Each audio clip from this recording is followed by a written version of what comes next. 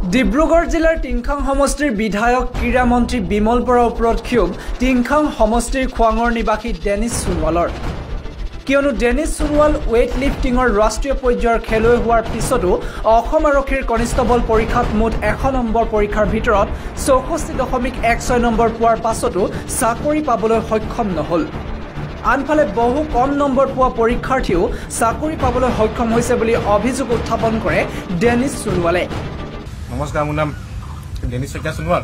মই টিংখাং সমষ্টি নিজ খোৱাঙৰ নিবাসী। মই 2018ত ABUB মানে ৰিটাৰ্ণ দিছিলোঁ, মানে ফিজিকেল দিছিলোঁ। ফিজিকেল পাছ কৰি মেলি মানে মই এনেকৈ নম্বৰ কম পাইছিলোঁ ফিজিকেলত, হেৰি কথা হৈ স্পট কোটা পাইছিলোঁ।